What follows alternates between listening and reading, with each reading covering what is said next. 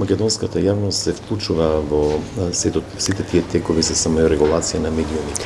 До сега праксата што покажа? Праксата покажа, значи на почетокот, јас ќе зборувам во име на Советот за етика во медиумите, праксата ни покажа дека на почетокот имавме, значи ни се појави еден предизвик кој што значеше дека треба јавноста пред се да информираме дека постоиме како тело за саморегулација.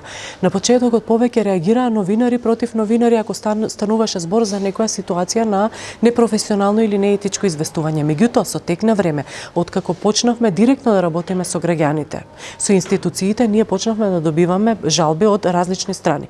Тој тренд на пријавување на непрофесионални известувања е се поприсутен. Значи имаме ние како тело за саморегулација добиено досега околу 170 жалби во медиумското известување, но бројката се менува секој ден.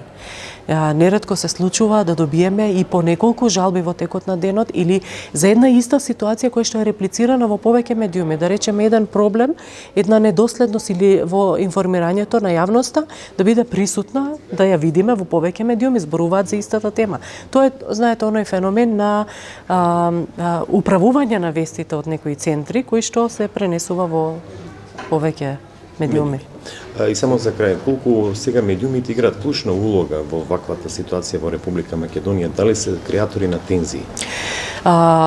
Прашањето е и тоа како потребно во овој контекст да се поставува се почесто и почесто. Како Совет за етика излеговме пред неколку дена со повик до медиумите да имаат улога токму на ова смирувачи на тензиите, бидејќи тие се многу важни. Нивната улога во овој контекст е од исклучително значење. Тие може или да ги смират тензиите или да ги подгреат. Веќе станува збор за прашање на тие две варијанти, на тие две можности.